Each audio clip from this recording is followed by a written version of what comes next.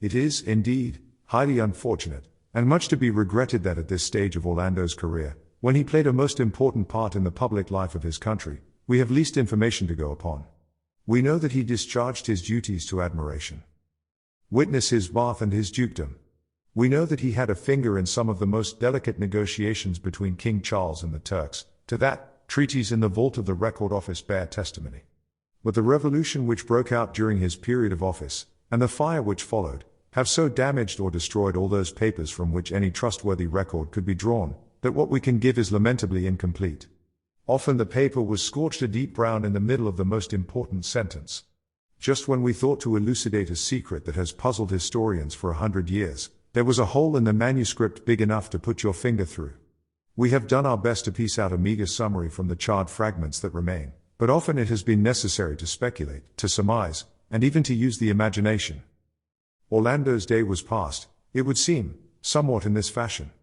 About 7, he would rise, wrap himself in a long Turkish cloak, light a cheroot, and lean his elbows on the parapet. Thus he would stand, gazing at the city beneath him, apparently entranced.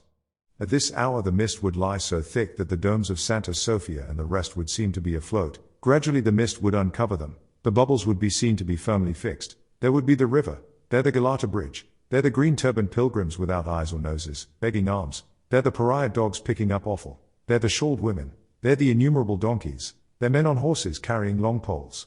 Soon the whole town would be astir with the cracking of whips, the beating of gongs, cryings to prayer, lashing of mules, and rattle of brass-bound wheels, while sour odors, made from bread fermenting and incense, and spice, rose even to the heights of Pera itself and seemed the very breath of the strident multicolored and barbaric population. Nothing, he reflected, gazing at the view which was now sparkling in the sun, could well be less like the counties of Surrey and Kent or the towns of London and Tunbridge Wells. To the right and left rose in bold and stony prominence the inhospitable Asian mountains, to which the arid castle of a robber chief or two might hang, but parsonage there was none, nor manor house, nor cottage, nor oak, elm, violet, ivy, or wild eglantine. There were no hedges for ferns to grow on, and no fields for sheep to graze. The houses were white as eggshells and as bald. That he who was English root and fibre, should yet exult to the depths of his heart in this wild panorama, and gaze at those passes and far heights planning journeys there alone on foot where only the goat and shepherd had gone before, should feel a passion of affection for the bright, unseasonable flowers, love the unkempt pariah dogs beyond even his elk hounds at home, and snuff the acrid, sharp smell of the streets eagerly into his nostrils, surprised him. He wondered if, in the season of the Crusades, one of his ancestors had taken up with a Circassian peasant woman, thought it possible, fancied a certain darkness in his complexion, and, going indoors again, withdrew to his bath. An hour later, properly scented, curled, and anointed, he would receive visits from secretaries and other high officials carrying, one after another, red boxes which yielded only to his own golden key. Within were papers of the highest importance, of which only fragments, here a flourish, there a seal firmly attached to a piece of burnt silk, now remain. Of their contents, then, we cannot speak, but can only testify that Orlando was kept busy, what with his waxen seals, his various colored ribbons which had to be diversely attached, his engrossing of titles and making of flourishes round capital letters, till luncheon came, a splendid meal of perhaps 30 courses. After luncheon, lackeys announced that his coach and six was at the door, and he went, preceded by purple janissaries running on foot and waving great ostrich feather fans above their heads, to call upon the other ambassadors and dignitaries of state. The ceremony was always the same. On reaching the courtyard, the janissaries struck with their fans upon the main portal, which immediately flew open, revealing a large chamber, splendidly furnished. Here were seated 2 figures, generally of the opposite sexes. Profound bows and curtsies were exchanged. In the first room, it was permissible only to mention the weather. Having said that it was fine or wet, hot or cold, the ambassador then passed on to the next chamber, where again, 2 figures rose to greet him. Here it was only permissible to compare Constantinople as a place of residence with London, and the ambassador naturally said that he preferred Constantinople, and his hosts naturally said, though they had not seen it, that they preferred London. In the next chamber, King Charles's and the Sultan's healths had to be discussed at some length. In the next were discussed the ambassador's health and that of his host's wife, but more briefly. In the next the ambassador complimented his host upon his furniture, and the host complimented the ambassador upon his dress. In the next, sweetmeats were offered, the host deploring their badness, the ambassador extolling their goodness. The ceremony ended at length with the smoking of a hookah and the drinking of a glass of coffee, but though the motions of smoking and drinking were gone through punctiliously, there was neither tobacco in the pipe nor coffee in the glass, as, had either smoke or drink been real, the human frame would have sunk beneath the surfeit. For, no sooner had the ambassador dispatched one such visit, than another had to be undertaken. The same ceremonies were gone through in precisely the same order 6 or 7 times over at the houses of the other great officials, so that it was often late at night before the ambassador reached home. Though Orlando performed these tasks to admiration and never denied that they are, perhaps, the most important part of a diplomatist's duties, he was undoubtedly fatigued by them, and often depressed to such a pitch of gloom that he preferred to take his dinner alone with his dogs. To them, indeed, he might be heard talking in his own tongue. And sometimes, it is said, he would pass out of his own gates late at night so disguised that the sentries did not know him. Then he would mingle with the crowd on the Galata Bridge, or stroll through the bazaars, or throw aside his shoes and join the worshippers in the mosques. Once, when it was given out that he was ill of a fever, shepherds, bringing their goats to market, reported that they had met an English lord on the mountain top and heard him praying to his God. This was thought to be Orlando himself, and his prayer was, no doubt, a poem said aloud, for it was known that he still carried about with him, in the bosom of his cloak, a much-scored manuscript, and servants, listening at the door, heard the ambassador chanting something in an odd, sing-song voice when he was alone. It is with fragments such as these that we must do our best to make up a picture of Orlando's life and character at this time. There exist, even to this day, rumors, legends, anecdotes of a floating and unauthenticated kind about Orlando's life in Constantinople. We have quoted but a few of them, which go to prove that he possessed, now that he was in the prime of life, the power to stir the fancy and rivet the eye which will keep a memory green long after all that more durable qualities can do to preserve it is forgotten. The power is a mysterious one compounded of beauty, birth, and some rarer gift, which we may call glamour, and have done with it. 1,000,000 candles, as Sasha had said, burnt in him without his being at the trouble of lighting a single one. He moved like a stag, without any need to think about his legs. He spoke in his ordinary voice and echo beat a silver gong. Hence rumors gathered round him. He became the adored of many women and some men. It was not necessary that they should speak to him or even that they should see him. They conjured up before them, especially when the scenery was romantic, or the sun was setting, the figure of a noble gentleman in silk stockings. Upon the poor and uneducated, he had the same power as upon the rich. Shepherds, gypsies, donkey drivers, still sing songs about the English lord who dropped his emeralds in the well, which undoubtedly refer to Orlando, who once, it seems, tore his jewels from him in a moment of rage or intoxication and flung them in a fountain, whence they were fished by a page boy. But this romantic power, it is well known, is often associated with a nature of extreme reserve. Orlando seems to have made no friends. As far as is known, he formed no attachments. A certain great lady came all the way from England in order to be near him, and pestered him with her attentions, but he continued to discharge his duties so indefatigably that he had not been ambassador at the Horn for more than 2 years and a half before King Charles signified his intention of raising him to the highest rank in the peerage. The envious said that this was Nell Gwyn's tribute to the memory of a leg. But, as she had seen him once only, and was then busily engaged in pelting her royal master with nutshells, it is likely that it was his merits that won him his dukedom, not his cuffs. Here we must pause, for we have reached a moment of great significance in his career. For the conferring of the dukedom was the occasion of a very famous, and indeed, much disputed incident, which we must now describe, picking our way among burnt papers and little bits of tape as best we may. It was at the end of the great fast of Ramadan that the Order of the Bath and the Patent of Nobility arrived in a frigate commanded by Sir Adrian Scrope, and Orlando made this the occasion for an entertainment more splendid than any that has been known before or since in Constantinople. The night was fine, the crowd immense, and the windows of the embassy brilliantly illuminated. Again, details are lacking, for the fire had its way with all such records, and has left only tantalizing fragments which leave the most important points obscure. From the diary of John Fenner Brigger, however, an English naval officer, who was among the guests, we gather that people of all nationalities were packed like herrings in a barrel in the courtyard. The crowd pressed so unpleasantly close that Brigger soon climbed into a Judas tree, the better to observe the proceedings. The rumor had got about among the natives, and here is additional proof of Orlando's mysterious power over the imagination, that some kind of miracle was to be performed. Thus, writes Brigger, but his manuscript is full of burns and holes, some sentences being quite illegible, when the rockets began to soar into the air. There was considerable uneasiness among us lest the native population should be seized. Fraught with unpleasant consequences to all English ladies in the company, I own that my hand went to my cutlass. Happily, he continues in his somewhat long-winded style. These fears seemed, for the moment, groundless and, observing the demeanor of the natives, I came to the conclusion that this demonstration of our skill in the art of pyrotechny was valuable, if only because it impressed upon them the superiority of the British. Indeed, the sight was one of indescribable magnificence.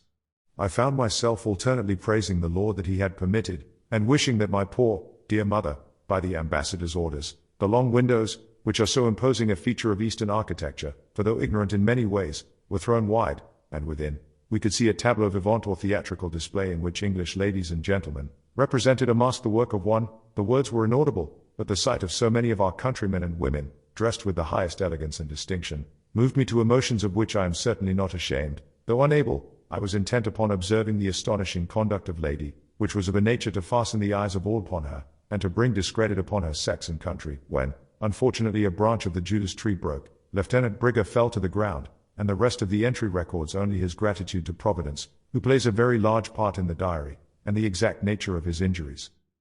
Happily, Miss Penelope Hartop, daughter of the general of that name, saw the scene from inside and carries on the tale in a letter, much defaced too, which ultimately reached a female friend at Tunbridge Wells. Miss Penelope was no less lavish in her enthusiasm than the gallant officer. Ravishing, she exclaims 10 times on one page, wondrous. Utterly beyond description, gold plate, candelabras, Negroes in plush breeches. Pyramids of ice, fountains of negus, jellies made to represent His Majesty's ships. Swans made to represent water lilies, birds in golden cages, gentlemen in slashed crimson velvet, ladies' headdresses at least 6 foot high, musical boxes. Mr. Peregrine said I look quite lovely, which I only repeat to you, my dearest, because I know, oh, how I long for you all, surpassing anything we have seen at the Pantiles, oceans to drink, some gentlemen overcome, Lady Betty ravishing. Poor Lady Bonham made the unfortunate mistake of sitting down without a chair beneath her. Gentlemen all very gallant, wished 1,000 times for you and dearest Betsy, but the sight of all others, the cynosure of all eyes, as all admitted, for none could be so vile as to deny it, was the ambassador himself. Such a leg, such a countenance, such princely manners.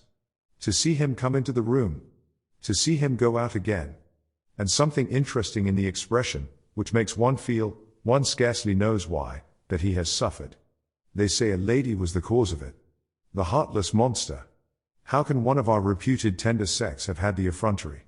He is unmarried, and half the ladies in the place are wild for love of him. 1,000 kisses to Tom, Jerry, Peter, and dearest Mew, presumably her cat.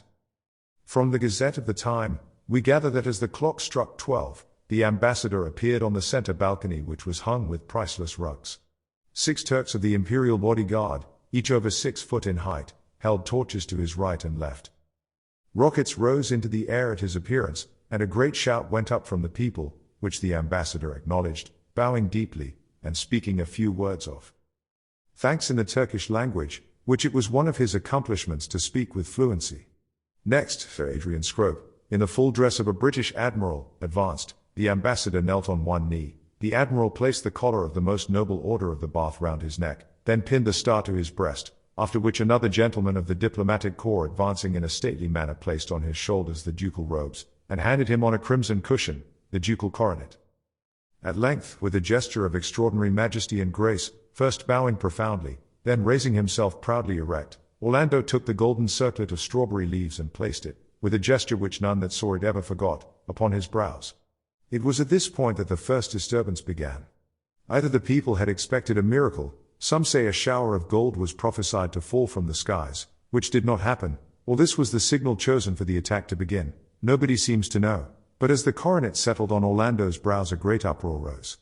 Bells began ringing, the harsh cries of the prophets were heard above the shouts of the people, many Turks fell flat to the ground and touched the earth with their foreheads.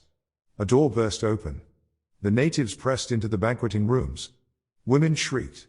A certain lady, who was said to be dying for love of Orlando, seized a candelabra and dashed it to the ground. What might not have happened, had it not been for the presence of Sir Adrian Scrope and a squad of British bluejackets, Nobody can say. But the admiral ordered the bugles to be sounded. 100 bluejackets stood instantly at attention. The disorder was quelled, and quiet, at least for the time being, fell upon the scene.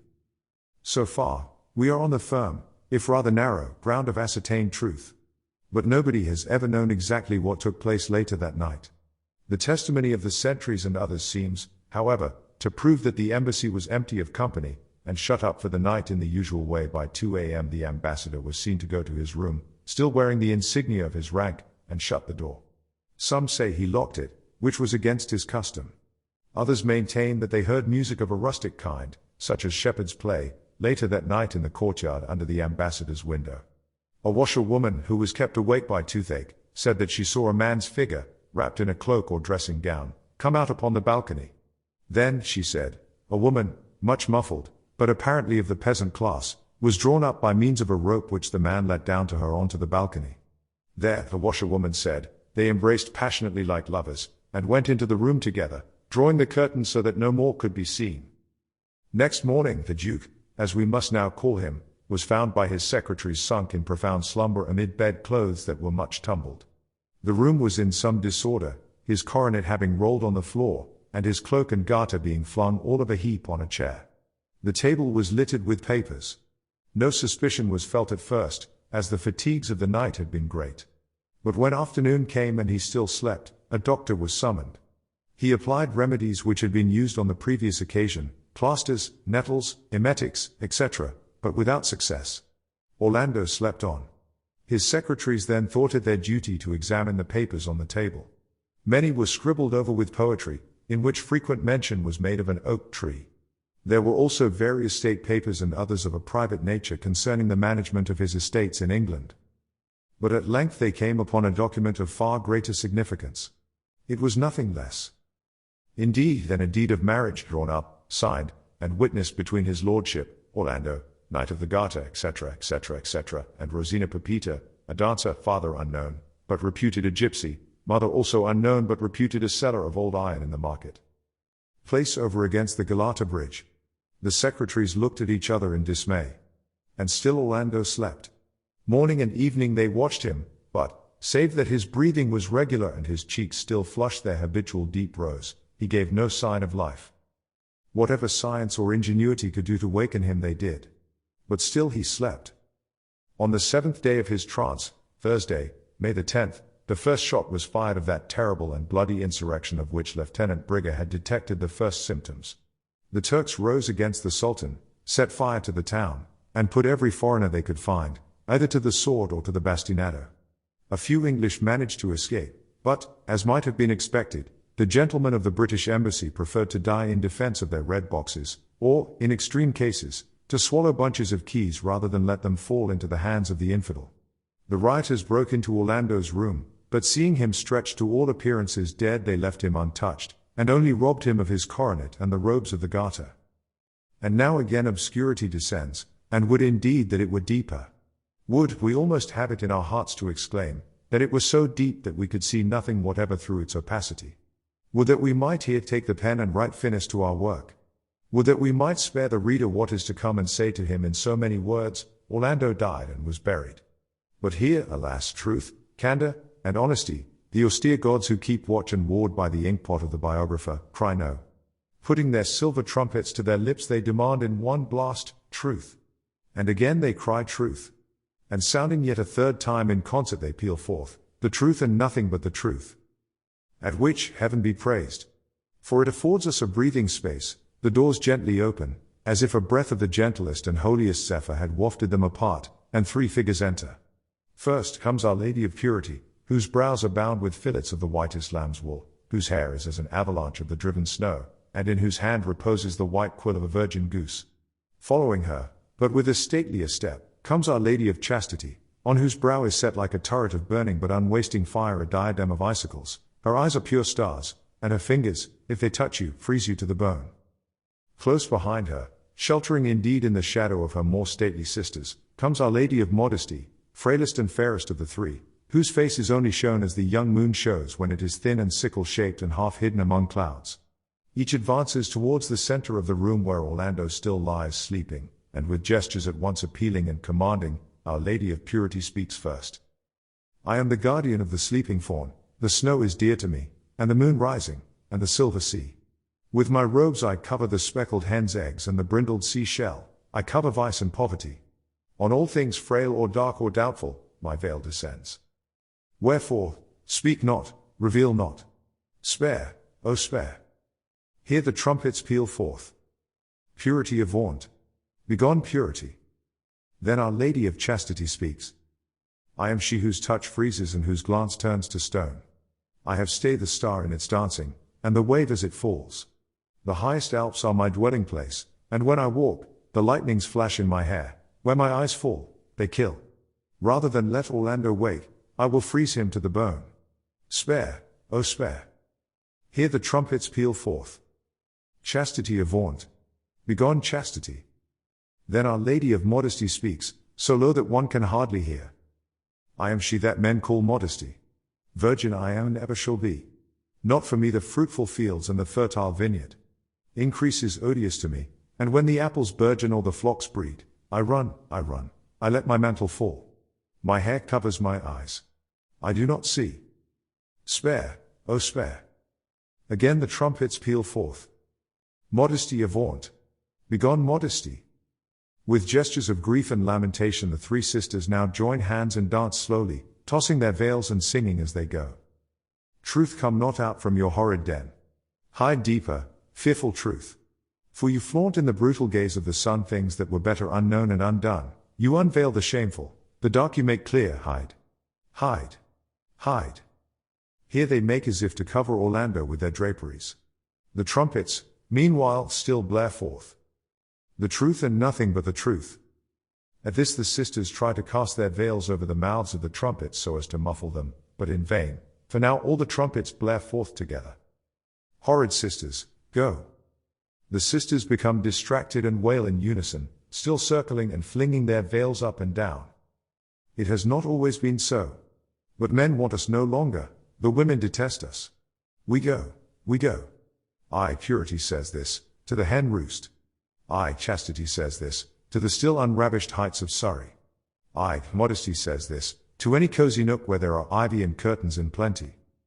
For there, not here, all speak together, joining hands and making gestures of farewell and despair towards the bed where Orlando lies sleeping. Dwell still in nest and boudoir, office and law court those who love us, those who honor us, virgins and city men, lawyers and doctors, those who prohibit, those who deny, those who reverence without knowing why, those who praise without understanding. The still very numerous, heaven be praised, tribe of the respectable, who prefer to see not, desire to know not, love the darkness, though still worship us, and with reason, for we have given them wealth, prosperity, comfort, ease. To them we go, you we leave. Come, sisters, come. This is no place for us here. They retire in haste, waving their draperies over their heads, as if to shut out something that they dare not look upon, and close the door behind them. We are, therefore, now left entirely alone in the room with the sleeping Orlando and the trumpeters. The trumpeters, ranging themselves side by side in order, blow one terrific blast. The truth. At which Orlando woke. He stretched himself. He rose. He stood upright in complete nakedness before us, and while the trumpets pealed truth. Truth. Truth. We have no choice left but confess, he was a woman. The sound of the trumpets died away and Orlando stood stark naked. No human being, since the world began, has ever looked more ravishing. His form combined in one the strength of a man and a woman's grace. As he stood there, the silver trumpets prolonged their note, as if reluctant to leave the lovely sight which their blast had called forth, and Chastity, Purity, and Modesty, inspired, no doubt, by curiosity, peeped in at the door and threw a garment like a towel at the naked form which, unfortunately, fell short by several inches. Orlando looked himself up and down in a long looking-glass, without showing any signs of discomposure, and went, presumably, to his bath. We may take advantage of this pause in the narrative to make certain statements. Orlando had become a woman, there is no denying it. But in every other respect, Orlando remained precisely as he had been. The change of sex, though it altered their future, did nothing whatever to alter their identity. Their faces remained, as their portraits prove, practically the same. His memory, but in future we must, for convention's sake, say her. For his, and she for he, her memory then, went back through all the events of her past life without encountering any obstacle. Some slight haziness there may have been, as if a few dark drops had fallen into the clear pool of memory. Certain things had become a little dimmed, but that was all. The change seemed to have been accomplished painlessly and completely, and in such a way that Orlando herself showed no surprise at it. Many people, taking this into account, and holding that such a change of sex is against nature, have been at great pains to prove, 1. That Orlando had always been a woman, 2. That Orlando is at this moment a man. Let biologists and psychologists determine. It is enough for us to state the simple fact: Orlando was a man till the age of 30, when he became a woman, and has remained so ever since. But let other pens treat of sex and sexuality. We quit such odious subjects as soon as we can. Orlando had now washed and dressed herself in those Turkish coats and trousers which can be worn indifferently by either sex, and was forced to consider her position. That it was precarious and embarrassing in the extreme must be the first thought of every reader who has followed her story with sympathy. Young, noble, beautiful, she had woken to find herself in a position than which we can conceive none more delicate for a young lady of rank. We should not have blamed her had she rung the bell, screamed, or fainted. But Orlando showed no such signs of perturbation. All her actions were deliberate in the extreme, and might indeed have been thought to show tokens of premeditation.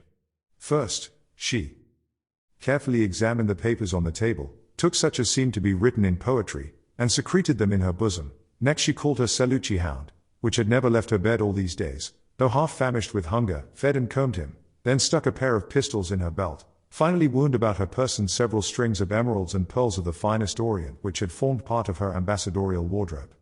This done, she leant out of the window, gave one low whistle, and descended the shattered and blood-stained staircase, now strewn with the litter of waste paper baskets, treaties, dispatches, seals, sealing wax, etc., and so entered the courtyard.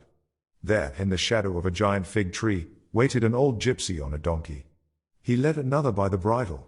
Orlando swung her leg over it, and thus, attended by a lean dog, riding a donkey, in company of a gypsy, the ambassador of Great Britain at the court of the Sultan left Constantinople.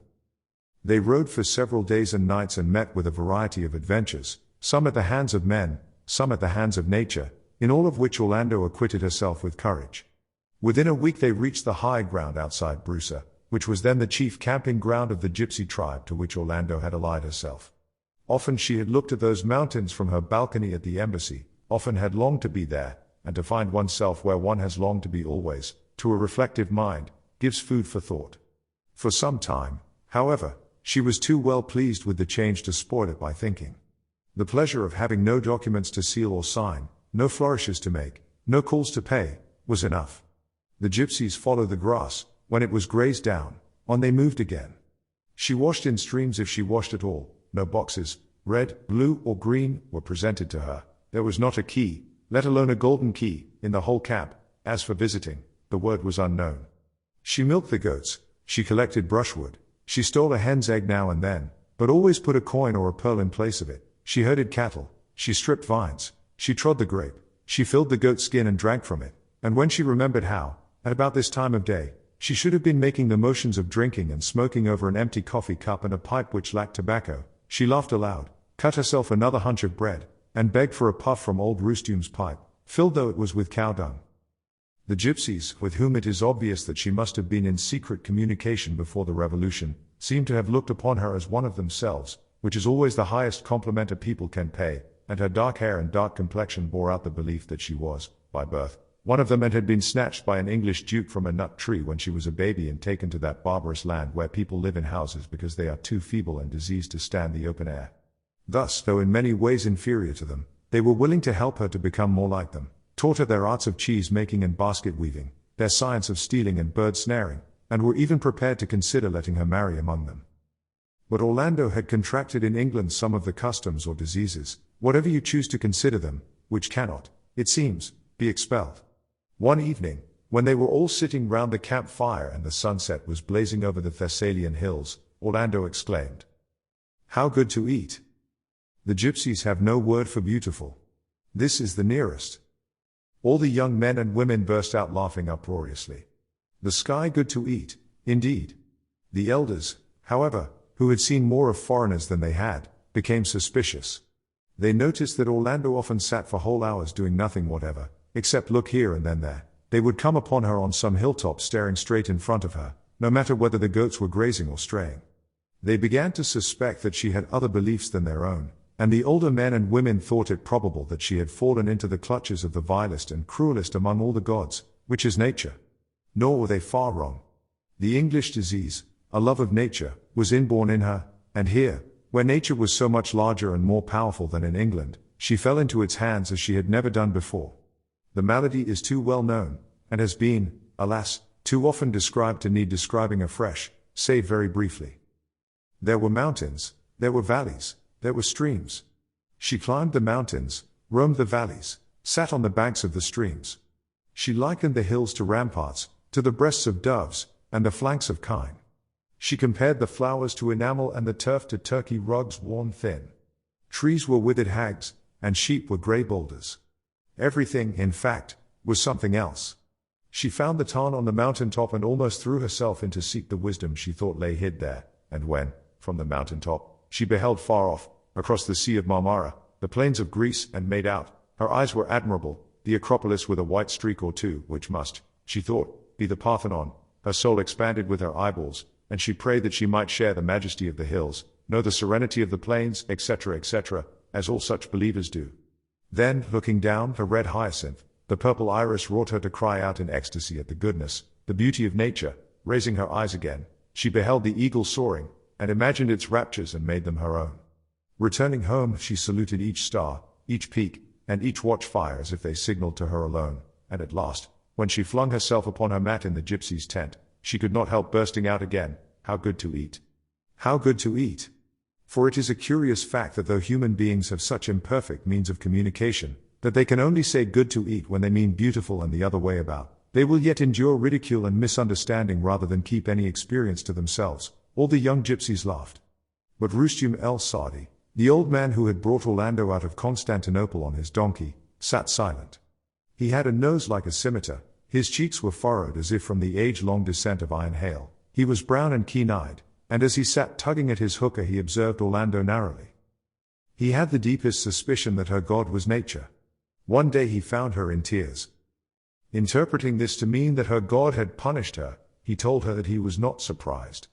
He showed her the fingers of his left hand, withered by the frost. He showed her his right foot, crushed where a rock had fallen. This, he said, was what her god did to men. When she said, "But so beautiful," using the English word, he shook his head, and when she repeated it he was angry. He saw that she did not believe what he believed, and that was enough, wise and ancient as he was, to enrage him. This difference of opinion disturbed Orlando, who had been perfectly happy until now. She began to think, was nature beautiful or cruel, and then she asked herself what this beauty was, whether it was in things themselves, or only in herself. So she went on to the nature of reality, which led her to truth, which in its turn led to love, friendship, poetry, as in the days on the high mount at home, which meditations, since she could impart no word of them, made her long, as she had never longed before, for pen and ink. "Oh, if only I could write!" she cried, for she had the odd conceit of those who write that words written are shared. She had no ink, and but little paper. But she made ink from berries and wine, and finding a few margins and blank spaces in the manuscript of the oak tree, managed by writing a kind of shorthand, to describe the scenery in a long, blank version poem, and to carry on a dialogue with herself about this beauty and truth concisely enough. This kept her extremely happy for hours on end. But the gypsies became suspicious. First, they noticed that she was less adept than before at milking and cheese making. Next, she often hesitated before replying, and once a gypsy boy who had been asleep, woke in a terror feeling her eyes upon him. Sometimes this constraint would be felt by the whole tribe, numbering some dozens of grown men and women. It sprang from the sense they had, and their senses are very sharp and much in advance of their vocabulary, that whatever they were doing crumbled like ashes in their hands. An old woman making a basket, a boy skinning a sheep, would be singing or crooning contentedly at their work, when Orlando would come into the camp, fling herself down by the fire and gaze into the flames. She need not even look at them, and yet they felt, here is someone who doubts. We make a rough and ready translation from the gypsy language. Here is someone who does not do the thing for the sake of doing, nor looks for looking's sake. Here is someone who believes neither in sheepskin nor basket, but sees. Here they looked apprehensively about the tent, something else. Then a vague but most unpleasant feeling would begin to work in the boy and in the old woman. They broke their withies, they cut their fingers. A great rage filled them. They wished Orlando would leave the tent and never come near them again. Yet she was of a cheerful and willing disposition, they owned, and one of her pearls was enough to buy the finest herd of goats in Brusa.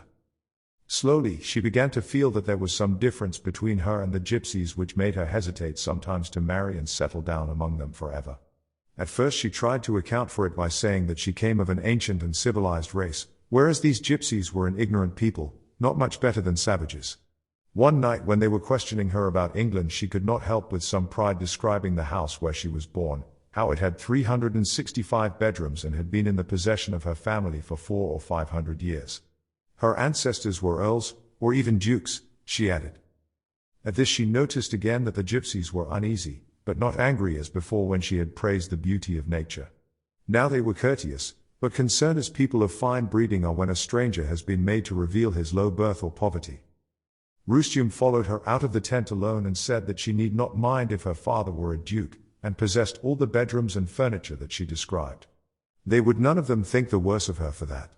Then she was seized with a shame that she had never felt before.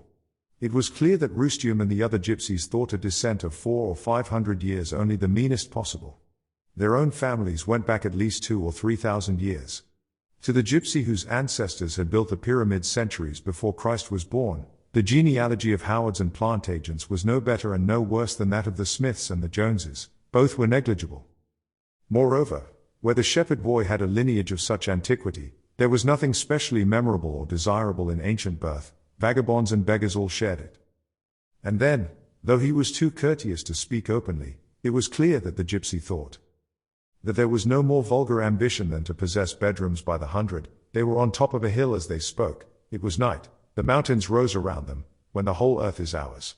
Looked at from the gypsy point of view, a duke, Orlando understood, was nothing but a profiteer or robber who snatched land and money from people who rated these things of little worth, and could think of nothing better to do than to build 365 bedrooms when one was enough, and none was even better than one.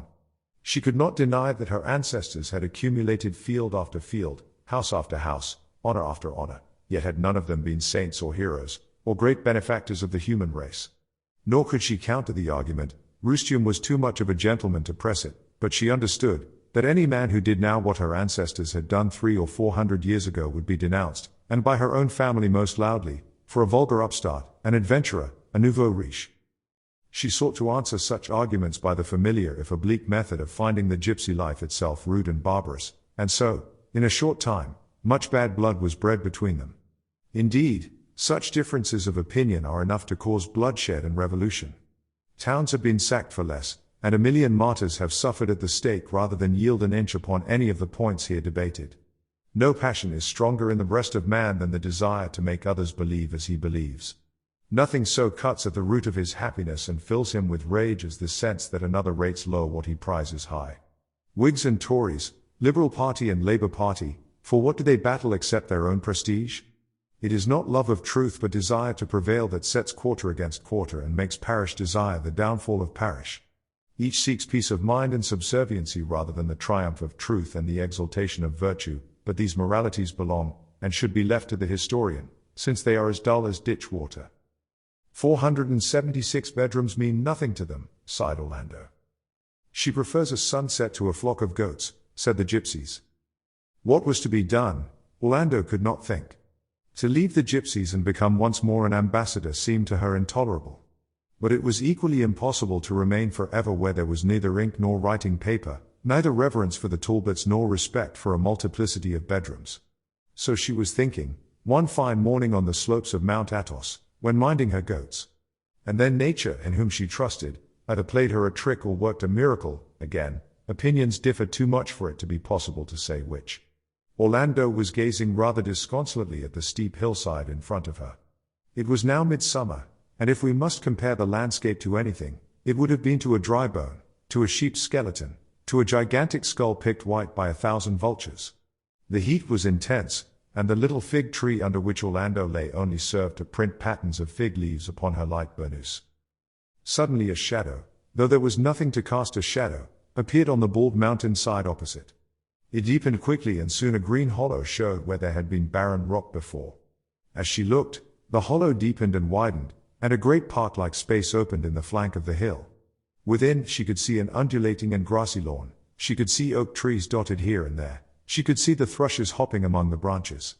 She could see the deer stepping delicately from shade to shade, and could even hear the hum of insects and the gentle sighs and shivers of a summer's day in England.